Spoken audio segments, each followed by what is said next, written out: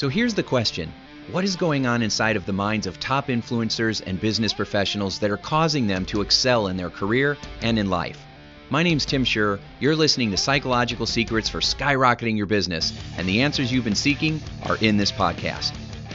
Today we have a special guest, Lisa Howe.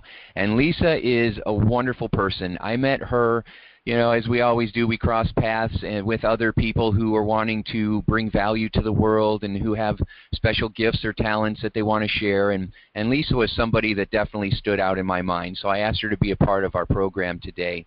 She's currently the Director of Sales and Marketing at the Sheraton Indianapolis Hotel at Keystone Crossing. And she's just done a lot. She's done radio and TV, and she's a leader, and she's helped other people to find their way, and she does a lot of community giving through her church, and she's a beautiful singer. She has an amazing voice, and she's always looking for ways to add value. And so I asked Lisa to be on the show with us today so that we could understand some of her recipes for success that have helped her both personally and professionally. So Lisa, welcome to the show. Thank you, Tim. I'm very happy to join you here today. Thanks for asking.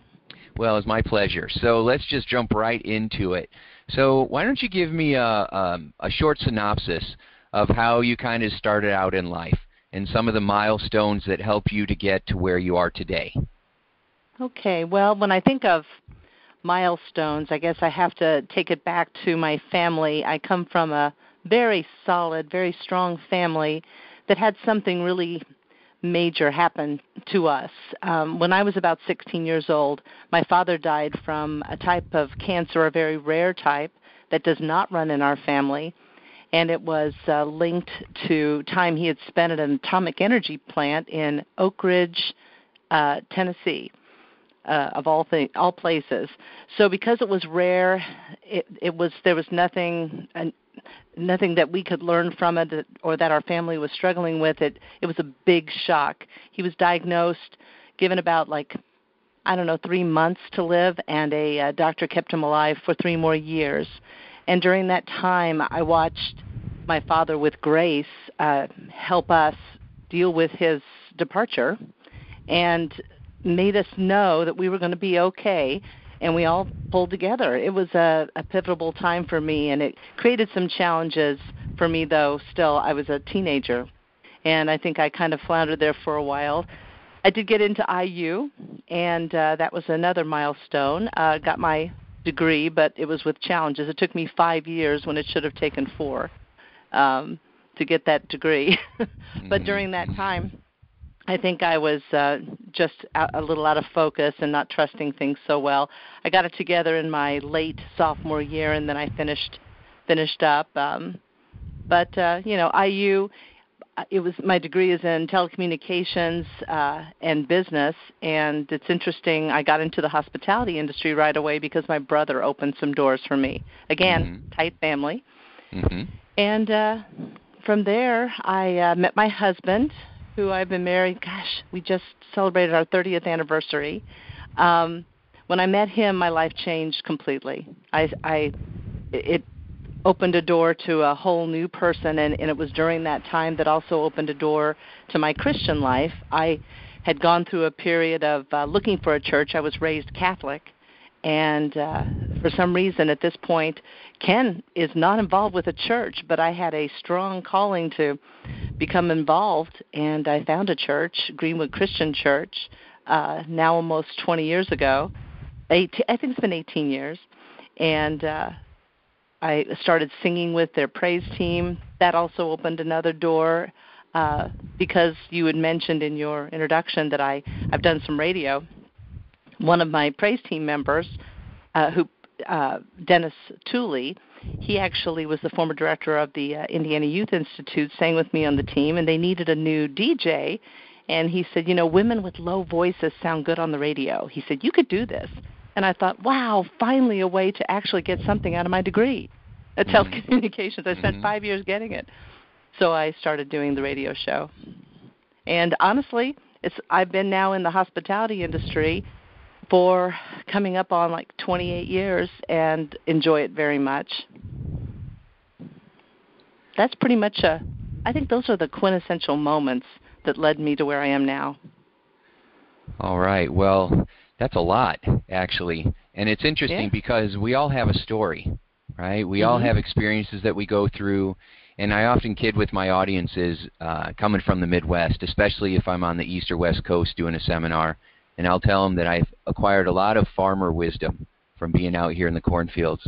And one of the things that I've learned is that farmers recognize, and master gardeners do as well, that things grow better in manure.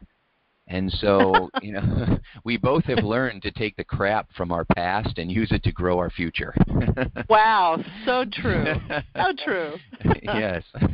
And so, that's okay. So first of all, let me start on a happy note. So congratulations, 30 years of marriage is very impressive. So good for you and Ken. Thank That's you. very exciting. Yes. And so let's go back a little bit because I'm sure it's uncomfortable still. But the idea of your father knowing that he was going to go to that next, he was going to be hanging out with Jesus, right? And so exactly. The point that he took that time to prepare you guys, tell me about that. Well, my goodness, there were so many things. Of course, this was so surreal at the time. I would come home from school, and the cancer, because he was working with a doctor that had an experimental bubble shot that he was using many, many years ago, which they very heavily use now for this type of cancer. It was melanoma, by the way. It had moved around his body, and at one point I remember it got into his eyes, and he was blind at the end. I would come home from school and read the newspaper to him. Just such an unusual thing because I was incredibly close with my dad. So that was a part of, here he had cared for me as a child. Now I'm only 16. I'm still very much a child in many ways, but I would come home and that gave me an opportunity to really bond with him. And he would, I think it helped. I think he almost had me reading the newspaper to him to help me pull out of denial because I didn't want to think of him leaving. And he was like, Lisa, I really am blind. I really do have cancer. And, yeah, I'm really going to be going. It's almost like I think he knew what he was doing. But he would talk to us about taking care of ourselves and worked with my mom on how to take care of things. I had an incredibly strong mother as well to take on 4 kids without him and get us all through college was impressive. But that was it was really just talk. He was very open and honest with us about the fact that this is happening and we'll all meet again someday, but he was leaving. It was tough. It is tough. You almost had me here. It's the middle of the afternoon, and I'm in tears. That's a that's a powerful powerful memory. So, that really grabbed me when you said that. So I think that. Go ahead.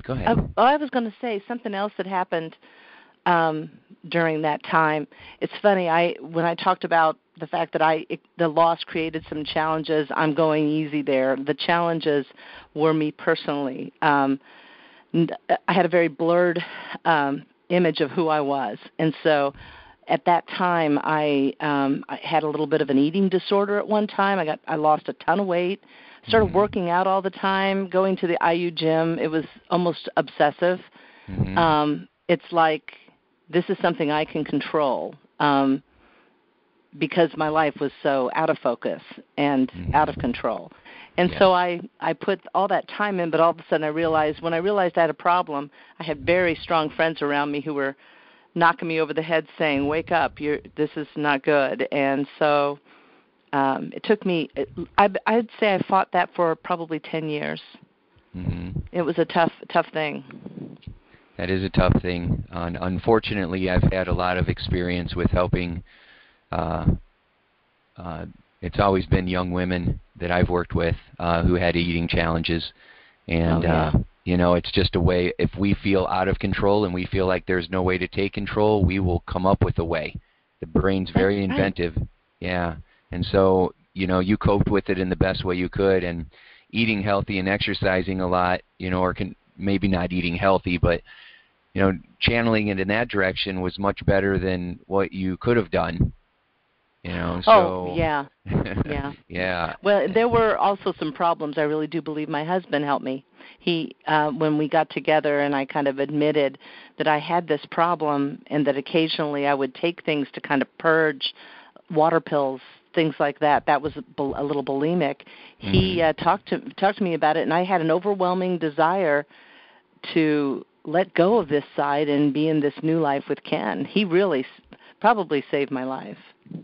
There are always people that will come into our life, and they say they come into our life for a day, a season, or a reason.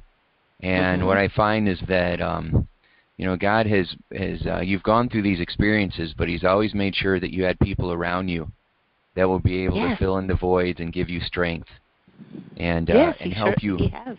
Yeah, and so, I'm high-fiving your dad, I'm high-fiving your mom, I'm high-fiving Ken, I'm high-fiving you for all the things that you've gone through, right? I mean, it's just pretty. We need a big group hug because it's important to recognize a few things that I'd like to point out. And one is that we have to always be shifting from the mindset of survival into one of hope and purpose and mission, so that we can make meaning of our life. Human beings need meaning. We need purpose. We need to have a reason to be here. And if it's just for ourselves, it always ends up feeling empty. But if we can be of value and service to those around us, then not only does it lift others up, but it lifts up us up as well. And the other point is the fact that your dad was so honest. I call that a leveler, someone who is very direct and very compassionate at the same time. And most people are either good at being direct or they're good at being passionate or compassionate, but they're not very direct. They go way around things all the time. Those are usually the ones that like to avoid conflict. We feel uncomfortable telling people how you really feel because you're afraid of the lashback or the retribution or them leaving you.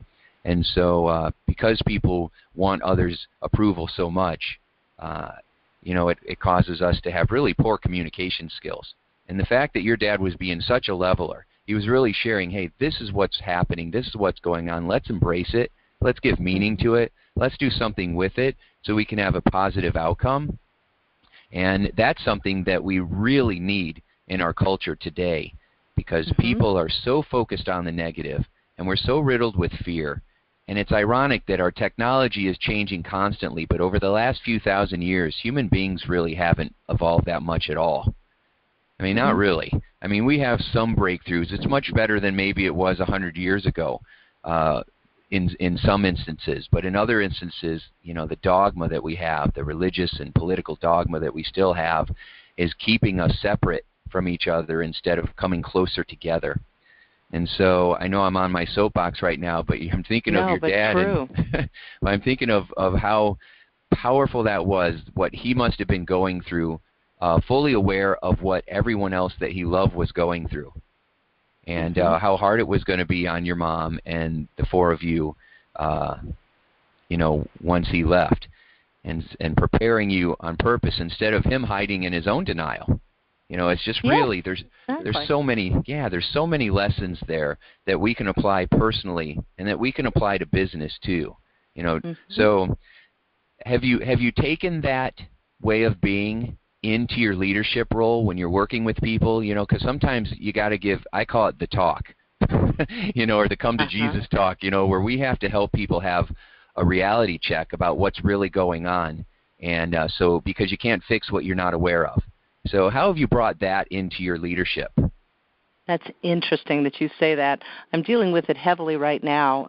As a director of sales and marketing in a hotel, you're dealing with, I have group sales managers and I have catering sales managers and I have event managers reporting up to me. And so 3 phases of the process. Group sellers are selling the big conferences with overnight rooms and meal functions. Catering are doing the smaller, faster events that are happening quickly. And the event managers are taking care of everybody. They're executing the agreements that are signed. So we have 3 different personality styles that I'm interacting with all the time in this office. And something I think I know I took from my father was not being timid about the the positive side, being open enough to tell people where their strengths are, to publicly praise them but privately counsel them. And for those tough talks, I feel very comfortable having those tough talks because I know I've earned the right to tell them that, because at the same time I've also told them how great they are too at these things. So if you trusted me that I was giving you something, information, if you believed the good stuff, then you have to also believe the bad stuff sometimes. And I feel like a parent with them, and every time, probably not until we just started talking right now that I realized that my father probably gave me some gifts there that have helped me in that communication. Yeah. But I do think it's interesting what you said about technology. It's such a rapid-fire technology with us. If somebody does something right, they sometimes are throwing it all over the internet. If we do something wrong, they blast it on the internet to make a point. It's interesting that our society is not so quick to praise, but very quick to criticize, and now we even feel like we've picked up a new tool to criticize. That impacts my work every day. Yeah. You said some really great things. I'm writing it down. I always hope that anybody that listens to our podcast is taking notes, because you said so many good things right there. I'm just going to quote you, right? Okay. So you said, if you're going to believe the good stuff, then you also have to trust the feedback, right? So you're given, and you're and in order to get someone to be open to feedback, you have to give it to them while lifting them up. Right. And that's another thing that people aren't that great at. They give feedback that almost kind of levels them. And there's no such thing as constructive criticism, because all they hear is criticism, right? Oh, that is so true. Yes, so I believe in feedback, right? No failure, just feedback. One of the best lines I heard lately was, in life, there are only winners and learners. Ooh, and in any situation, if you do one or the other, you are succeeding. And I was like, yeah, because I was sure, winners and losers, right? We don't want to be a loser. But no, it's a different mindset. It's winners and learners. And I just think that's profound. So, and then, of course, what you said. I'm going to keep that one. Oh, yeah. Well, that's the whole point of all of us getting together, you and me and everybody that's joined us or that's listening to this program, because, it's all about cultivating best practices and sharing what really works and sharing from the heart and talking about stuff that's real, so that you can get something out of this and apply it immediately to get, instantaneous results. And exactly. that's what people are looking for. And, I have to tell you something else that you gave me here. I'm keeping that little tidbit as well. I love the thought that there are no losers. Think of the learners, because they all need to get to the next level. But something you taught me when I think of business through our conversations, which means so much to me, by the way, is that you gave me a tool when I'm confronting something difficult to think halfway through the process, picture myself in the middle of the process, and it's going very well. It helps me launch into those, whatever that situation is, strong. Because in my mind, I've already launched. I don't have to be worried about how the beginning of a conversation or an activity is going to be, because I'm already in the middle of it and I'm controlling it. I did it with one of my sales managers. Actually, it wasn't a sales manager. It was a peer, one of the other directors recently. So I knew it was going to be a bad conversation, so I pictured myself with us working together, getting past the criticism that I was about to give her, and we were working together as a team. So when I launched into it, I kind of assumed the sale of, it was very comfortable to say, this is what is happening in this office, this is what needs to change. I wasn't even acknowledging the fact that she was getting irritated because I was halfway through this process already. So thank you for that tool, because I'm using it constantly.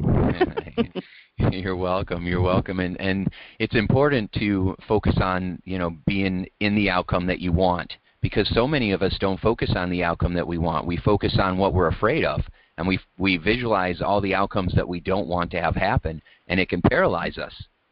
Most people don't succeed because they tried and it didn't work out. They don't succeed because they never tried, because in their mind they had already failed. That's exactly right. Yeah, so the idea that you are starting in the middle, I really like. and then jumping to the end, the ultimate end, so that you know where you want to be in the middle. And it's important to stay focused on the outcome that you want instead of getting caught up in somebody else's frustration. Because frustration, anger, self-pity, it all comes from fear. And if we know that part of our outcome is lifting this person up and knowing what the positive intention is, and that this person's going to come out on the other side of this stronger and more empowered and more self-aware, then it's quite okay if they get ticked off or if they start, to feel sorry for themselves, as long as they don't get stuck there. It's like you're not letting that hold you back. Well, I don't want them to be mad at me, or I don't want them to feel bad about themselves. Well, if that's all you focus on, then you're stuck in sympathy, and sympathy will get you nowhere. Empathy is all about caring how the other person feels, but knowing the positive outcome that's going to happen, it's okay to push them through those stages. Exactly. Yeah. Exactly. Yeah. So, all right. Well, this is going great already. So now, let me ask you a little bit, just to switch gears just a little bit. I know you've done a bunch of radio and producing. So what have you learned from that experience? The radio experience, I think I did get into it with the justification in my mind, not so much that I wanted to do it, but I was thinking this will help me validate that time that I was in school and probably wasted time. What it became to me is something that I just loved, being able to interview my meeting planners who have events at our hotel and give them a voice in the community and let them talk about whatever the organization is focused on. And it could be something like the Coalition Against Domestic Violence or the Indiana State Teachers Association. One time I had a barbershop quartet on the radio show, and this was hilarious. They actually sang live on the radio show. And as they were singing, we were right at the end of the show. I was a volunteer, so this isn't a super professional radio show we did. And we were at the end of the show, and as we're singing, this one guy stopped singing, and he started shaking his head like, let's start again. And I looked at him like, please, keep singing. I'm almost using sign language. Keep singing. And when we finished, I said, what happened there? Why did you stop? He said, didn't you hear that mistake I made? I said, no one could have heard that mistake you made. Are you out of your mind? Your singing was perfect. But it was such a funny moment. Those kind of memories and those great moments I can take with me forever. And that's what I've gotten so much out of the radio show. It just introduced me to so many different types of people. And I love meeting people. Yeah, that's a wonderful story. Well, yeah, because everyone has a story, and there's so many experiences. And sometimes, unfortunately, us human beings are quick to judge. And we do judge people by the cover. And that's something that my hope is that we all grow out of. Because when you talk to people, I'm always amazed. When I strike up conversations with everybody. And it's amazing the stories that I've heard talking to the gentleman who happens to be homeless, who's just sitting there on the street, and I walk up and say hello, and strike up a conversation. And the stories I've heard, are just as amazing and entertaining and often inspiring as, talking to some celebrity. And so, it's really powerful to get that. Now, something that you said in there, which I think is great, and I'm just going to mirror back real quick, just for you, even though we're on this podcast, is, they caught a mistake that nobody else even heard of, right? And if they would have kept going, everybody would have thought it was amazing. So keep that in mind for you. Okay. Okay. Because, we always are harder on ourselves than we need to be. And, I know either from you and your singing or when I was on doing a lot of TV, I remember there were times where I would just walk back out to the parking lot after shooting and, after doing the segment. And, I would feel like just a total loser, like, man, I screwed that up. And then I'd go home, and my wife would always, in the beginning, we'd tape the shows so that I could watch them. And I would watch them back, and I would sound very smooth.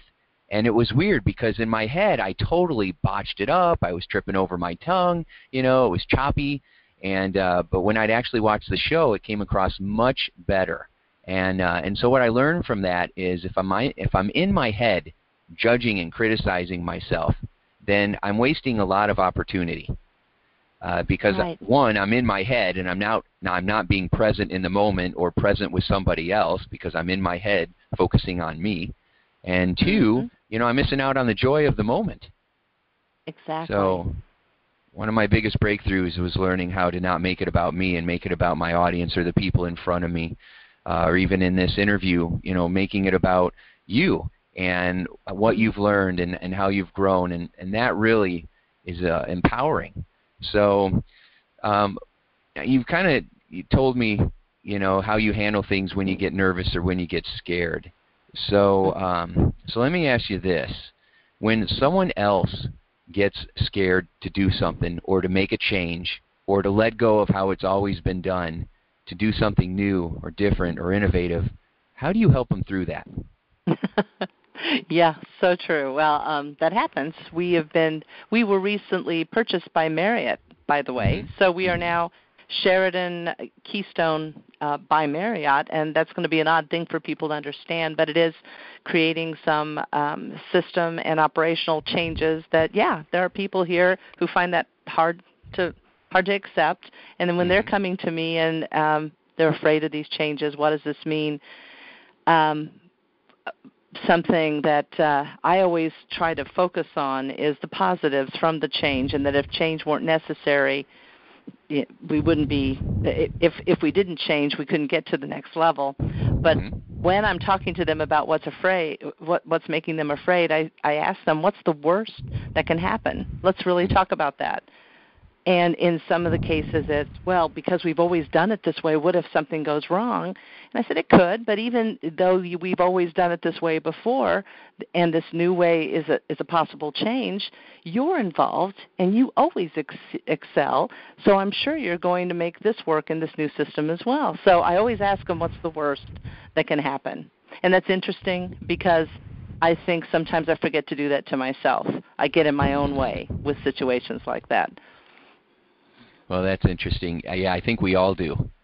And I like that, playing it out. What's the worst that could happen? What else? It's interesting, the response. What if something could go wrong? I mean, of course things are going to go wrong. If things stayed exactly the same, things are going to go wrong, right? Yeah, so of course. The most successful people in the world have failed way more than they've succeeded, right? That's right. And so it's interesting how we're afraid that something's going to go wrong instead of saying, I need to be prepared and always be improving myself so that I'm ready for any situation. And of course, that's something that a lot of times we don't do. We don't focus on personal growth and personal development, until it's broken. So I think that being preventative and playing offense is way more effective than always playing defense and being reactionary. And that requires constant and continual self-improvement. And I've learned, too, about that internal voice. And I think this is through my conversations with you. When if I'm afraid of trying something, I'm already coming up with all the reasons why. I'm giving myself lots of excuses. And, boy, when she starts talking in my head, it gets really, really hard. It's like, there's no reason to try because I already have seen the entire outcome. I'm going to fail. I'm going to bring down the experience somehow. If I just don't even try, then everything's going to be fine. If I'm rationalizing like crazy. And the thing is, I know that, Tim, so I just find it interesting that we do that all the time. We rationalize so much. Yeah. Again, I'm taking notes from you because I loved how you said that because it's so true. What I like doing is figuring out what's happening unconsciously and then pulling it out so that we can consciously take a look at it and either figure out how to unravel it or how to upgrade it so that it's something stronger. A little while ago we were talking about how people don't seem to have evolved as much. And our iPhone has constant updates. Right, our computers, or our smartphones, I should say, our computers have software updates. But what updates have our human mind gone through? Our software updates of our human mind. I think that a lot of people are still running on their original software, and their minds are full of viruses. and spyware and stuff that they don't even know is there, and it's slowing them down and keeping them from being able to optimize their performance. So true. Yeah. So part of this is taking a look at how our software is running. And you said something that I just thought was really powerful. So you said that. Wait, I'm going to find where I typed it out. You start with what's the worst that could happen, and you start playing it out. Because if I'm already afraid, this is you, I'm quoting you, if I'm already afraid, I keep coming up with these unwanted outcomes, these scary images. And so I start to rationalize that if I don't try, and then if I don't have to do anything, if I just decide not to do anything, then things will be okay. Right. And that is always the weirdest, most illogical or irrational thought that I have definitely had, and I know most have had. So let me give an example. So you're in a boat and it's sinking, and the rationale is if I pretend that I'm dry, I won't drown. Okay, yeah. And that doesn't make sense at all, because the water's rising and rising, and you're like, no, this really isn't happening. And if I just imagine that water's not rushing in, then everything will be okay. Oh yes, that is so true. Yeah, dealing with when you're dealing with a problem. Now, when you're not, that's a perfect example of dealing with a problem. What I find interesting is how quickly our minds work. You talk about an upgrade needed.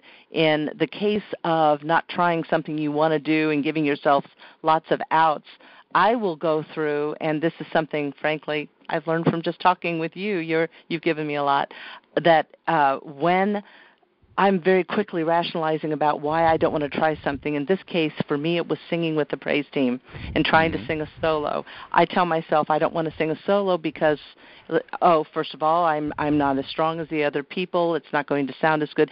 Oh, let's take it a step further. I'm going to impact people's worship because I don't sound good. I think I've actually gone through that rationale in my mind, and it's ridiculous. It is, but I've done that. Do I care so much about those other people worship? I'd like to think I do. I'm a worship leader, but at the same time, I think I'm much more afraid of being embarrassed. It's not a matter of they're going to walk away and won't get something out of this service because I chose not to sing, or I chose to sing and I sang badly. It's that I will walk away being self-conscious, and somebody is going to say, really, she needs to stick to just alto harmony because she shouldn't sing solos. That is the bigger fear. But in my mind, I so rapidly go through it. So we all may need upgrades to our computers, but boy, that database is working pretty fast by itself. It is. And if it's not running the right, software, and for us that means our beliefs. If we don't have the right beliefs in place, then we're going to come to outcomes and decisions that are based on false evidence. That's why right. they say. Yeah, that's why they say fear, F-E-A-R, stands for false evidence appearing real. And not always, but often. If we have beliefs that are holding us back, or we only have one piece of the puzzle, we don't have all of the information, then we end up getting caught up in catastrophizing things. Like is what you said. We catastrophize it, and we take it all the way down to the fact that you're going to ruin people's relationships with God and be humiliated forever. Now that's the bigger truth. That's the bigger truth. But that it's much more about me than worrying about them. And we tend to we get in our own way. It's our selfishness there. But I don't know. It's been interesting talking with you, because it sure opens up a lot of ways, a lot of doors for me right now. I've been thinking a lot about the things that we've been talking about. So thank you. I appreciate our friendship. Oh, me too. Absolutely, Lisa. So, all right. So if you could travel back in time then, maybe to when you were a kid, and let's just go to you're 7 years old. Mm-hmm. What advice would you give your younger self to, 7-year-old Lisa, based on what you know now? Because they always say, if I could go back knowing what I know now, so if you could, what would you tell her? Without a doubt, even at 7 years old, I'd tell myself, stop judging yourself based on what other people think. I would tell her to relax with everything she's doing, that the things that she's doing matters also. She doesn't have to be a follower all the time, and to relax with it. That's what I would do. I don't know where that need to control and that anxiousness came from, but even at 5 or 7, I'm sure I had that. Yeah, well, when we're little, we're trying to figure out how to survive. We're trying to figure out what our roles are, how we fit in a family. What did you have older brothers and sisters, or younger, or were you in the middle?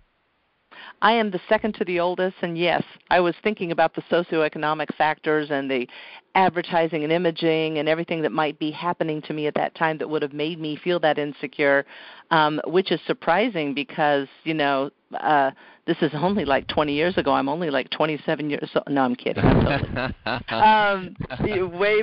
Way back then, there were a lot of things that were happening that don't happen now that empower young girls in this society. So I'm assuming that a lot of that came from that. I don't know.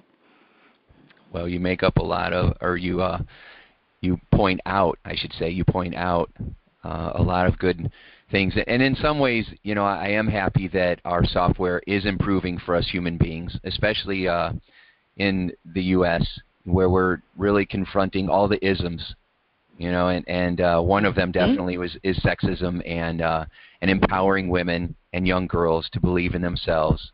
There's some wonderful campaigns that are out there on the internet now that are, helping women to feel strong and to feel equal and to feel empowered, so that when they are confronted in a situation, they're able to lift their chin up and put their shoulders back and share their voice instead of, dropping down and looking at their shoes. And exactly. I think that's very, very empowering, and it fills me up with hope for the future. So, okay, that's wonderful advice. Trust in your own wisdom. It's okay to be a leader as well as a follower. Your opinion is just as important as anybody else's. So I think that's really solid advice. So if we switch now, you've had the opportunity to work with a lot of meeting planners, a lot of movers and shakers over the years in a variety of different ways, in a variety of different industries. So, are there any business tips or insights that you think would help the people that are on this call? And the people that listen to this call are those who are seeking personal development, or they're business owners or entrepreneurs or in the sales profession, and they're looking for ways to stand out and feel good about themselves and make more money.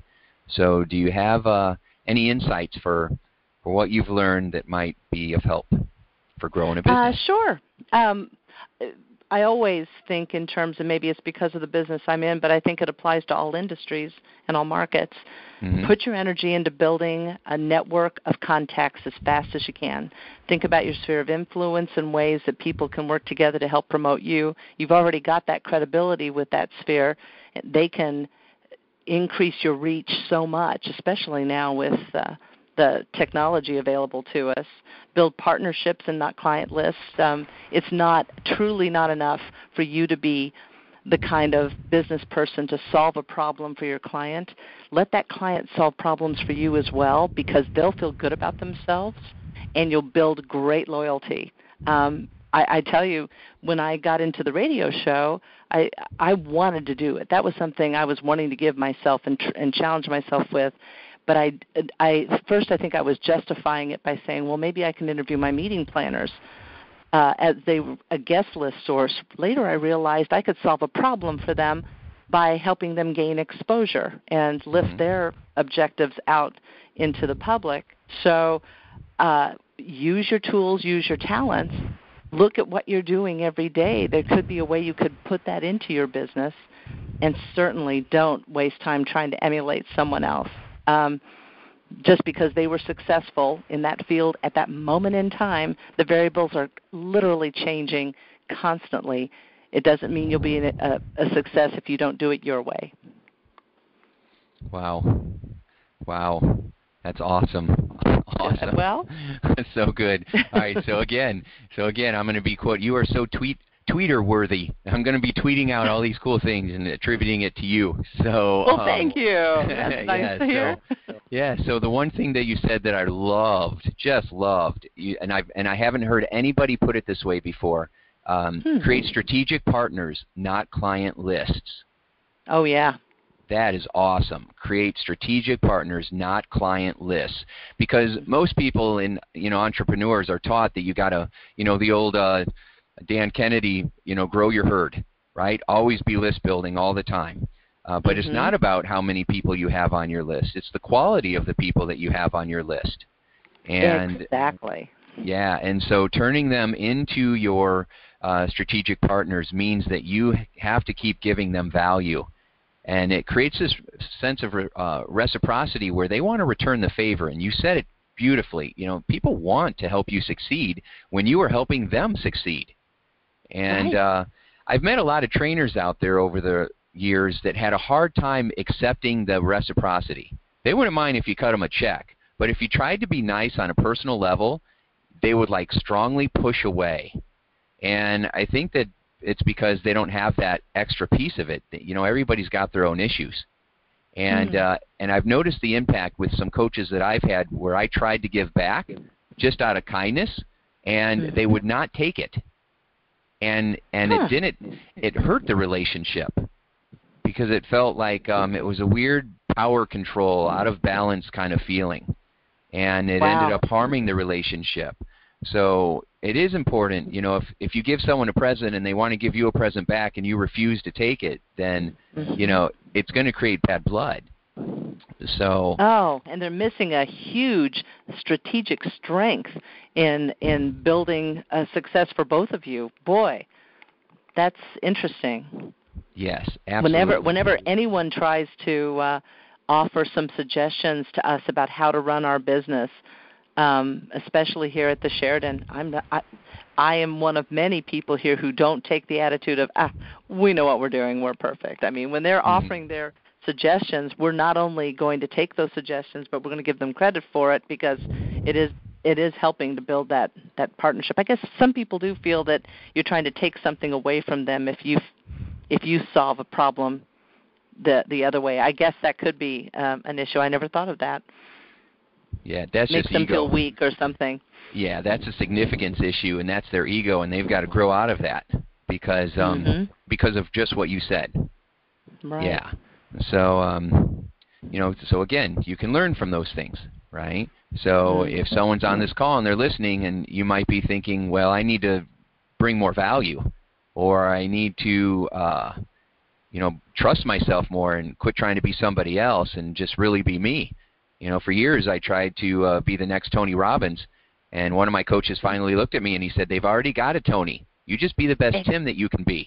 And I was like, wow. That's right. Oh, yeah. That's so true. Yeah. But, I didn't want to be Tim at the time. I was trying to be someone else because I didn't feel so hot about myself. So, but that just, what happens is when you judge yourself based on another's success, then you end up feeling less than. A lot of times people don't feel inspired. They feel worse about themselves in many cases. And so it becomes a self-sabotage. So I love how you said that, Lisa. Be the best you that you can be because variables are always changing. And then, of course, be open to feedback and give credit for it. That's important, too, because, you'll learn so much faster about what, especially for you, if a customer comes in and wants to share feedback about their experience, and it's not taken or received, that's just insanity, right? They're telling you exactly how they were feeling. I took a class in grad school in psychology, right? It was and it was on racism, and we were supposed to do a paper and just share our feelings about some of the things that we were going through. And I got graded on it. I got a B. I got a B for my feelings. Oh my God! How they graded? Yeah, yeah, it was insane. I actually wrote a paper to the school paper asking how that could be possible in psychology, where we're supposed to be the experts in this stuff. Which there's so much nonsense because psychology attracts a lot of wounded people to it, and so we're trying to feel significant, and so as a result, they changed it.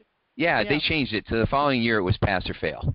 right? So, but it's a funny example of how, we get caught up in doing things that once you take a step back and you take a look at it with a different perspective, it can be amazing how we would have allowed ourselves to behave that way.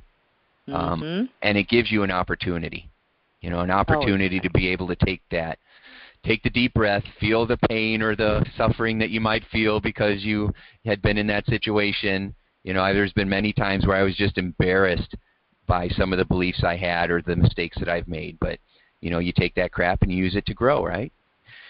Exactly. Yes.